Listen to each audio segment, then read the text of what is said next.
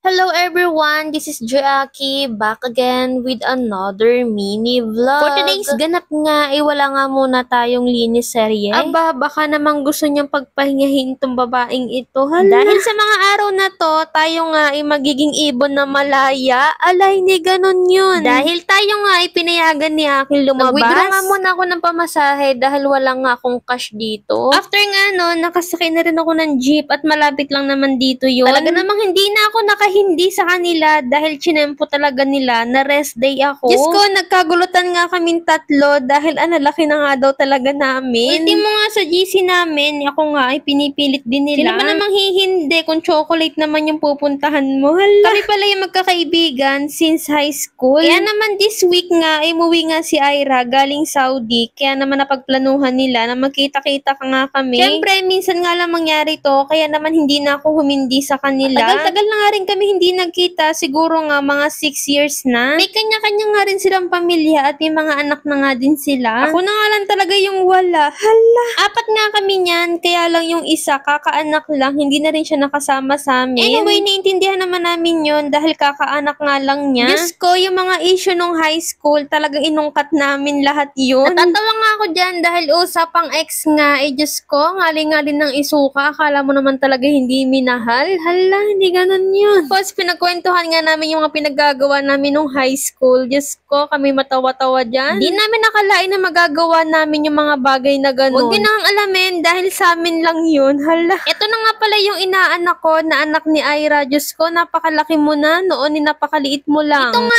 nagtanungan nga kami kung ano bang edad na namin. Ito na nga yung huling tagay, kaya naman inubos na nila. Mga alas 5 nga ng hapon, ako nga nagpaalam na rin na uuna na nga akong umuwi. Usapan nga namin ni Aki na alas 5 nga ay uuwi na rin ako sa bahay. Medyo nahihilo na ako ng mga oras na yan dahil nga naparami din ang aking pag-inom. Paano ba naman dinadaya nila ako pagdating sa pagtagay?